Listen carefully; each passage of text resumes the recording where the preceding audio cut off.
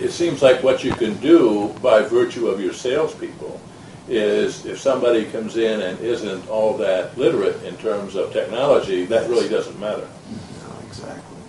It's kind of like our discussions on the B2B side that Hambo talks about, that it's got to be as easy as turning on a light switch, right? I mean, the electrician has got a lot of knowledge around electrical, implementation in a home.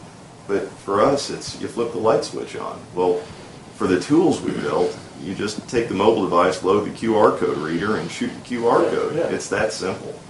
So what have you learned so far, and I don't know how long you've had these stores open, but what have you learned so far in terms of consumer reaction? They love it. They like how simple it is. One of the things that we didn't think about as a team was we were just trying to answer the questions they challenged us with.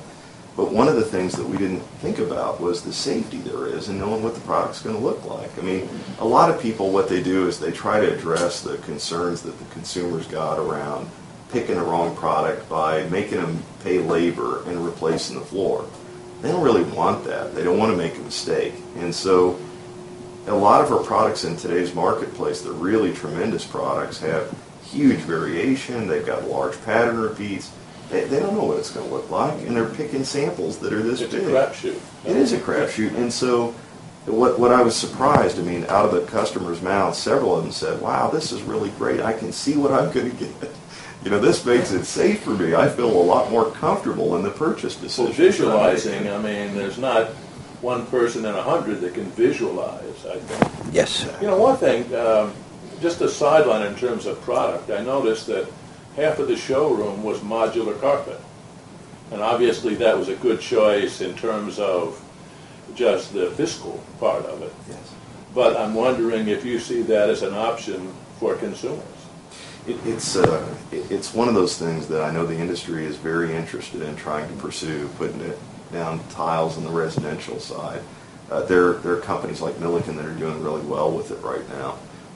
For us, it was more of a comfort factor. Where before our environment was concrete floors, rolls on the floor, that type of thing. What the customer told us was that, look, I want a clean, well-lit, inviting, comfortable environment. And so what we try to do is that's what you'll see in the store layout. Don't you imagine, though, I imagine the products you have on the floor, whatever they are probably the ones that are going to sell.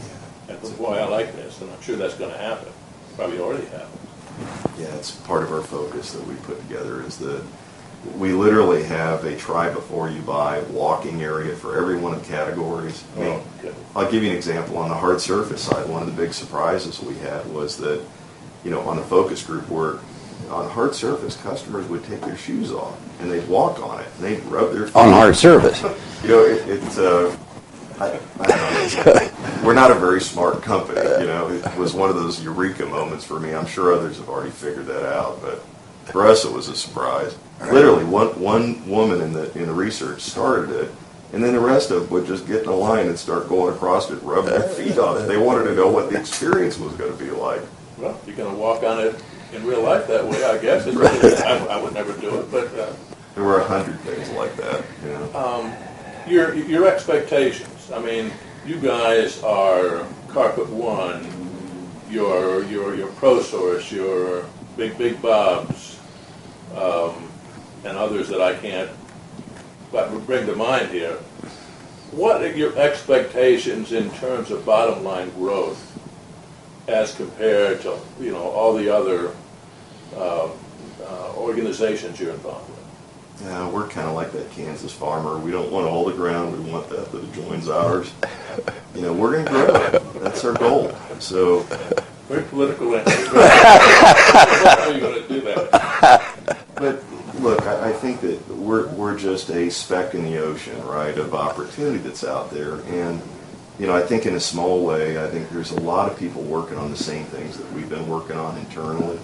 Hopefully this will usher in a better customer experience and it will grow our segments, our industry, so that it's more profitable and it's better for people. We need to get the best and the brightest to come be a part of the flooring industry. And we're not going to do it in the old ways that we've always done it. We got to find an innovative new approach to the business. And so we hope to, in a small way, be a spec that helps usher some of that in.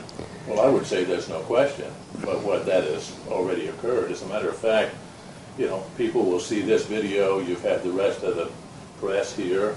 This will be common knowledge in a couple of weeks. Right.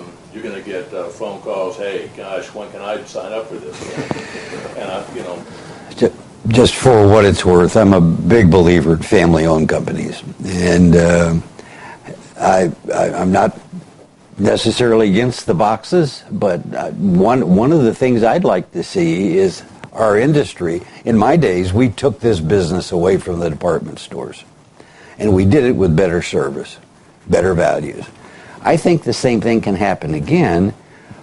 Maybe not all of it, but I think we can make a dent in the home centers. And I think that's better for the country, it's better for our industry, it's better for our vendors, it's better for the customers. So I would sort of cheer if that happened. If other companies like us, small family-owned companies, begin to make a dent in the foothold that these guys has got, and let's sort of push them back, away from the beach and put them over where the rocks are. That's, Well, that's really where the rubber meets the road, as I Yes. mentioned. Everybody has pretty much the same product. Yes. And, of course, you go into the big box stores, and the guy was selling hammers probably 2 weeks ago. Yes. I mean, and that's what some people want, I guess. But the bottom line is service is where the rubber meets the road, and you had mentioned earlier your project partner, and I suspect that's something that you bring up in your advertising. Absolutely. The position, if you look at the store, the way it's positioned, we're not trying to be a high-end design showroom, right? There are companies that are very successful in that. I just spent, a couple of weeks ago in New York City going through the design district and working with some of our clients on the mill side. And it's amazing, these closed showrooms, what they do and what luxury is all about. That's not what this store format is. I mean, we're kind of the Pottery Barn of the flooring business is what our focus is. We want to provide a beautiful home and a nice shopping experience that's a good value. So we're not trying to go head-to-head with the big box or the big national retailers that scream price, or go under them. What we're trying to do is provide the same values that they provide with a little extra service, so there's a compelling buying decision for the customer. And I think that's why you guys kick the department stores' butts. And I think that's why we can take out the big national companies that are out there.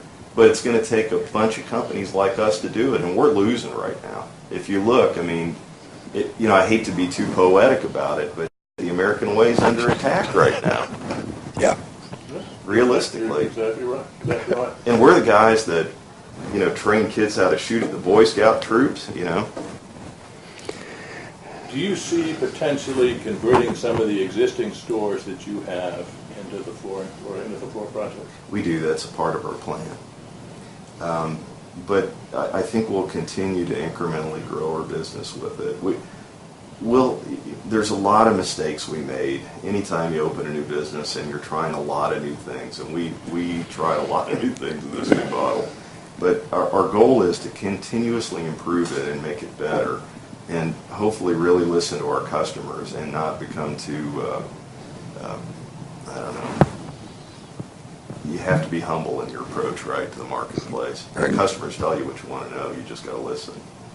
Well, I think certainly you guys have done something that I've not seen anyplace else. Nobody has done this before.